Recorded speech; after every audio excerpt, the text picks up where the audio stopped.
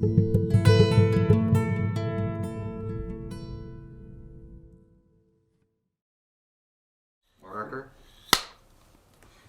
Did many Czechs, like yourself, who were victims of the Nazi era, feel that the old society was corrupt and needed to be radically changed? When the war was over in May 1945, people started coming back from the concentration camps, and all of them, people, also the partisans and the freedom fighters, the people who were in any way persecuted during the Nazi occupation, were looking forward to a better life, to start life all over again. This was what kept us going through all these years. The idea that we'll one day come home and we'll again be human beings again, that we'll find a home and a new life. And what we found was not what we expected, because people, after 6 years of a Nazi occupation, things became very distorted. People, some of them felt guilty about collaborating, about dealing in the black market, about acquiring goods from Jews who were expelled and who were transported to the concentration camps. There was very much of guilt and unhappiness in the country, a total disorder. And we came into a situation which for us was unbearable. We did not want this kind of society anymore, where we expected something much more beautiful, something we have given so much for. And that was, I think, that in a way it was not really realistic what we wanted, but the resentment, the bitterness of what we had to suffer for this end was overwhelming. The need for change was everywhere. How were you and your husband swept up into the communist ideology? It's difficult to say that we were swept up. It was more of a slow process. I remember how we used to meet with friends of totally different political views and just listen to their discussions. And there were several of them whom I remember very clearly, and I know that they had a very important influence upon my husband. There were two of his friends from his university studies. One of them was a cautious person who lived very comfortably throughout the war. He had been an officer in the Czechoslovak army, but he never joined the resistance, and he didn't do anything dishonest, but he really never risked anything. He just tried to survive. And the other man was a son of a laborer, a man of great integrity and a very strong character, who spent all these years in the mountains with the partisans fighting against the Germans. And he also joined the Communist Party during some meeting in a tent with a candle, with holding a gun. And he came with such self-assurance, and he talked about all these necessary changes in the society that it swept us. This was, I think, the most important event. Did you and your husband think that only the communists could make the radical changes society needed? Today I think that we didn't really know what we were talking about. But at that time, did you? At that time, we thought that communism was the only real opposite of fascism.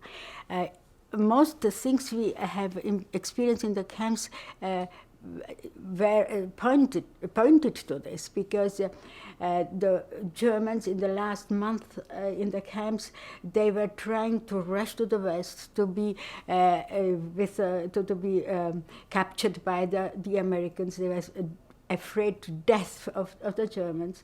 We could, during the Prague uprising, we knew that the Americans were standing 50 miles from Prague and didn't move. We didn't know anything about any kind of accord that was made with the Russians, and the Russian army liberated Prague in the last minute when we didn't have any more ammunition. It was very, very hard to fight anymore. It was very critical, and all of a sudden there were the Russian tanks and the Russian soldiers with their accordions liberating us. So there was a lot of pro-Russian feeling. Very much. Yeah.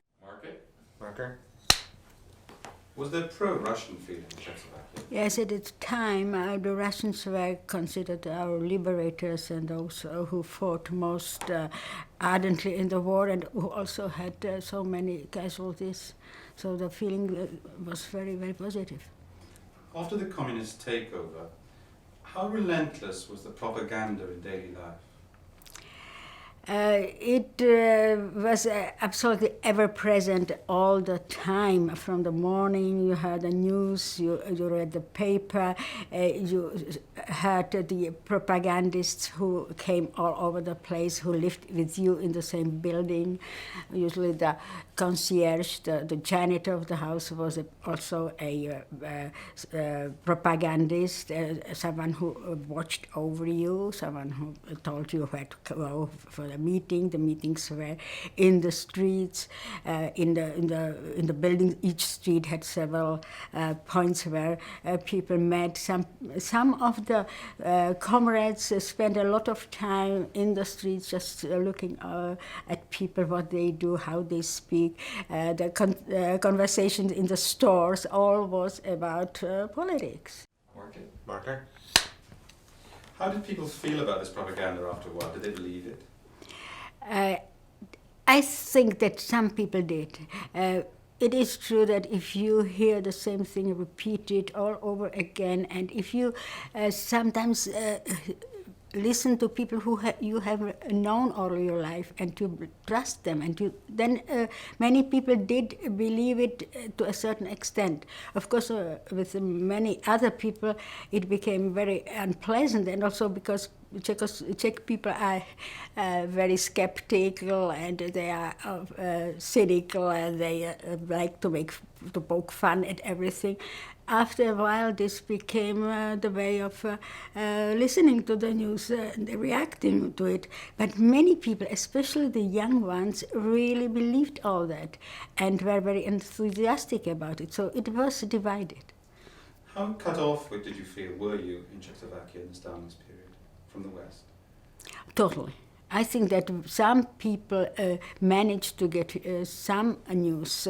There were people who sat at the radio the whole day, old people, and then they might have caught something. But the broadcast was so badly jammed that it was almost impossible to hear anything. And what was worse than that was that sometimes people just caught a few words and they explained them mistakenly, and they spread this news which was wrong in the end, and people concluded that this is how the West lies. They don't tell the truth. And I think that the isolation for around 1950 was almost complete. What damage did the Stalinist era do to personal relations?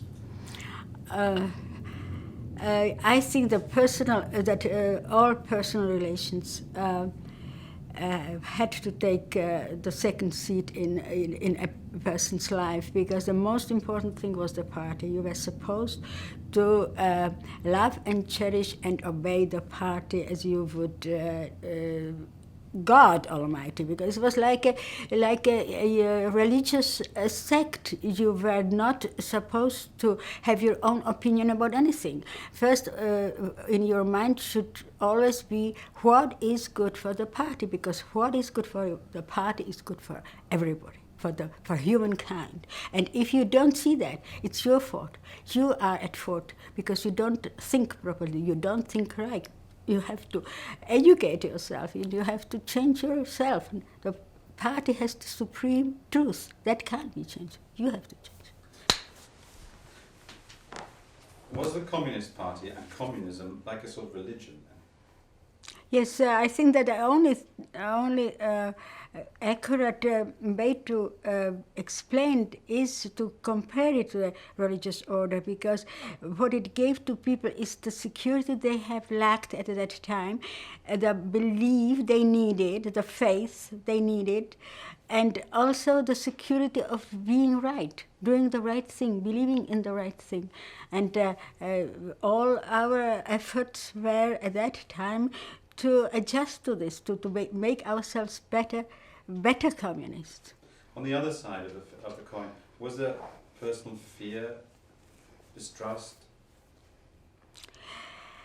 I think there was a little bit of fear behind all this, because everybody knew about the events in the Soviet Union in the 30s, but strangely enough, for us, the 30s in Russia seemed like a very distant past. People used to compare that to French Revolution.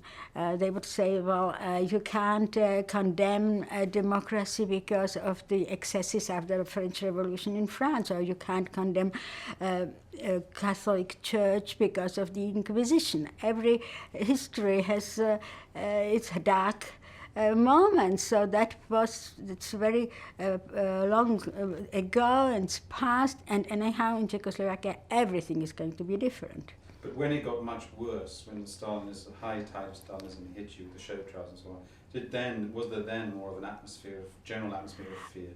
The fear started actually already in the 1950, because then there were many arrests which were not clearly explained, and we realized that for the first time, I think, we realized that we have given up the most important thing in life, and it was our freedom, because we didn't get any information of what was going on.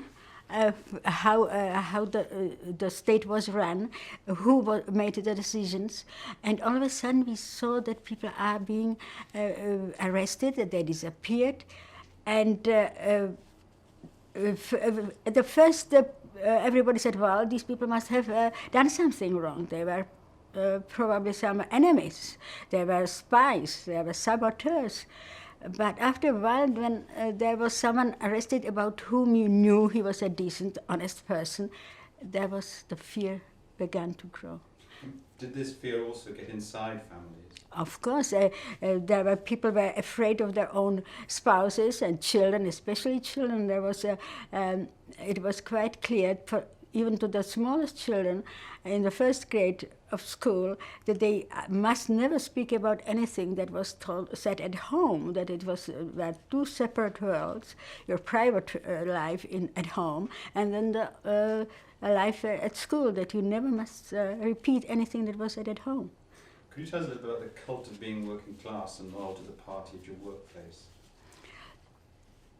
At that time, I worked at a publishing house, and where everyone was young. All the people were young, most of them students, and all of them ardent communists. I was always embarrassed, because from the first time, I am not a believer. I didn't really share their enthusiasm, but I had to admire the zeal and the hard-working attitude they had. They would work 20 hours a day if it was necessary. And from time to time, there was a session where everybody had to talk about himself and reveal his past and background, and talk about their families and the way they were brought up. And there was really a competition to show their families in the worst possible light, because that was the proletarian background which was so sought after. And I remember how once, I think it was the first time, because I wasn't yet used to this, these questions were asked, who was your father and your mother, and everyone had some bourgeois grandfather at least, and so people were very unhappy about it. And the last person who got upset, my father was an alcoholic and my mother was a prostitute. And we were so envious of him, and we thought, my God, this is how a real proletariat should look. Can you describe now the circumstances that led up to your own husband's arrest?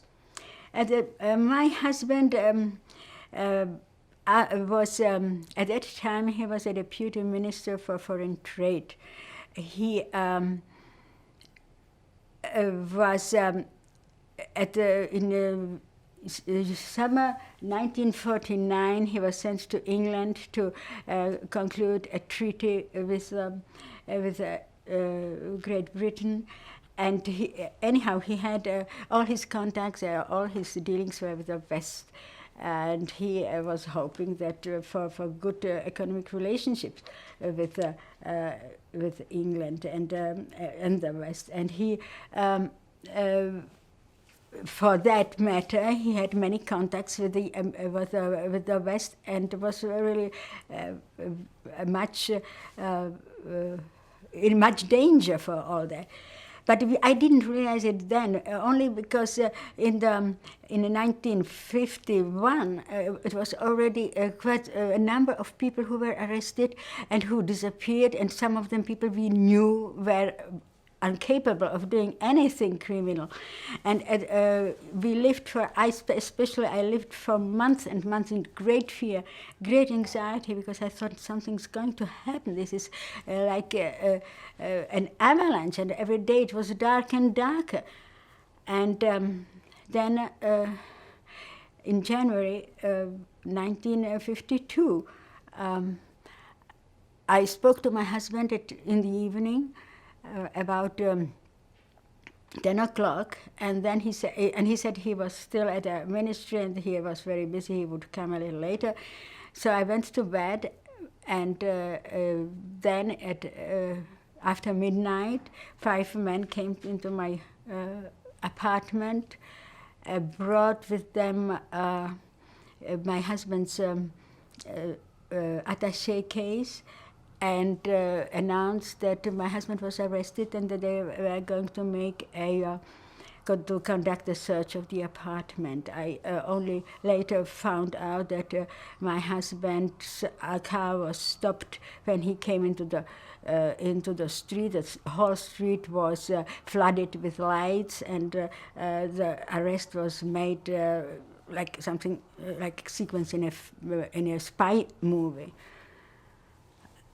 Was he accused? I really didn't know what he was accused of. I couldn't get any information at all. I tried to... You didn't believe that? Of course I didn't believe it. My husband was the most honest person I've ever met in my life. He never lied. He was incapable of any kind of disguise or treason. That was ridiculous. At his trial, he confessed to these charges against him. Yeah, Why did he do that?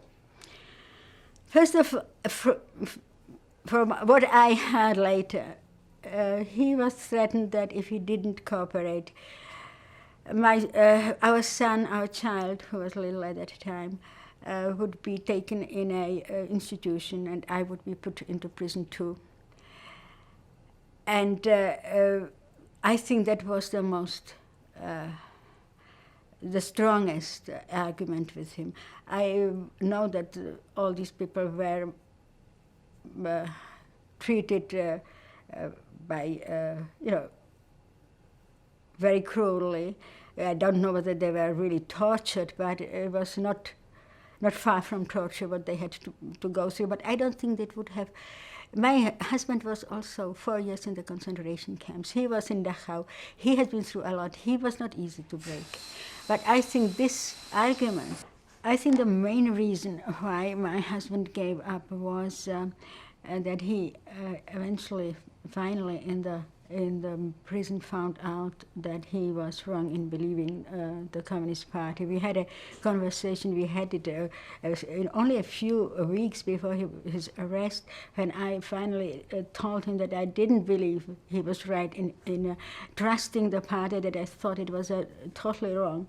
And he said, if you're right, and if it is really all a fraud, then I have been an accomplice to a terrible crime. I have devoted my life to something that is very bad, and then I wouldn't want to live.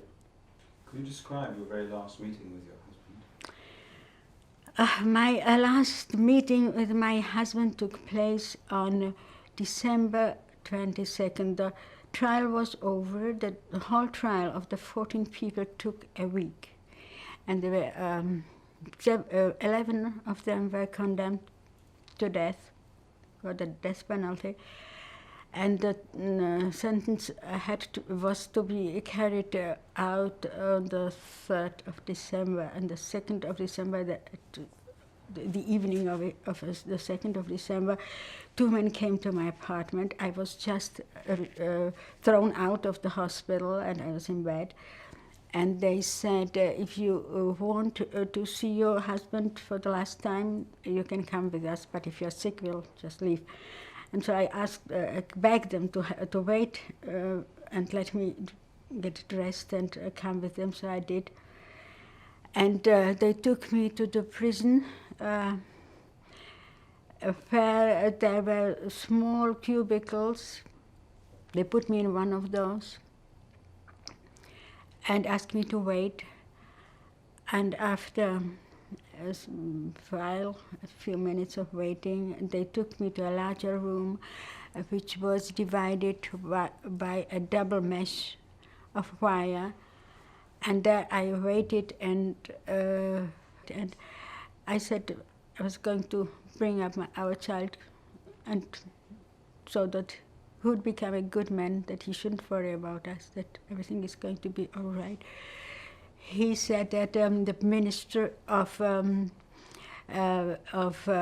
Internal Affairs promised him to take care of us and to get me a good job, which never, of course, happened. On the contrary, we were persecuted afterwards. And then he told me that he was in a cell with a man who loved music as much as he did, and that they learned to whistle the Dvorak cello concerto almost entire by that time. And then...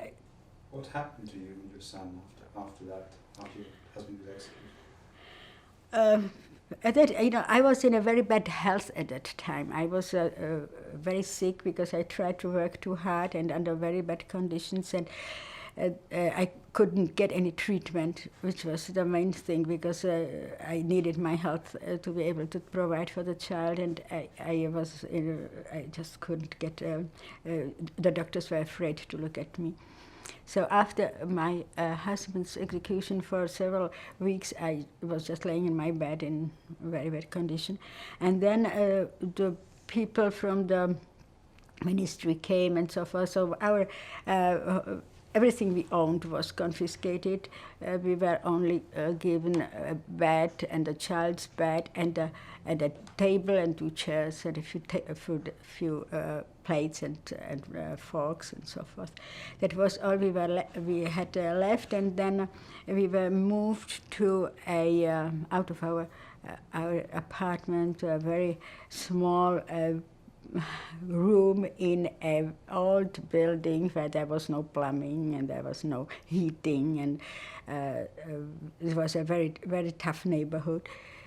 And I could not get a job. I spent whole days walking around Prague trying to find anything that where I could make a living, and always they gave me an interview because I believe that those people really enjoyed this procedure. And after it was finished, they said, yes, but you are not politically, you are totally undependable, you are not to be trusted, and you can't have this job. And finally I applied for a job as a charwoman in a hospital, and the answer was the same. You are politically not fit to be an employer of this institution. So then I realized that I will never, ever get a job.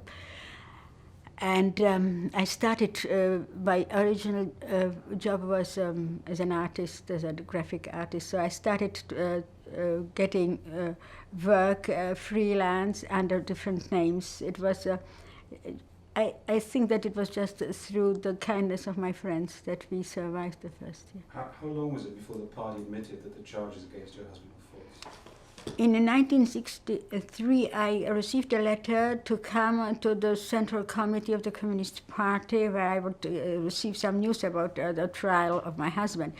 And when I came there, I was given a piece of paper where there was printed that my husband was, after the revision of his trial, he was found completely innocent, and that his efforts on behalf of the economy of our country were found extremely sound, and it was concluded that if things had been done the way he suggested, the country would have profited in a great way. And of course I was ranting and raving. I asked for the whole trial to be revised, every charge to be explained and revoked. But they refused completely, that it was not possible to do, that the party does not allow for it. Then I said, well, why don't you at least print some explanation in the paper? I have a child. I don't want him to be looked upon as a son of a criminal. You have to publicize this, and that it's not possible to do, and we won't do it. So everything I asked for was refused. Then I was invited to the Ministry of Finances to get some compensation for the damages I incurred. So I made a list. I wrote the damages I incurred by the arrest and conviction of my husband, and then I enumerated the loss of a husband, loss of a father, loss of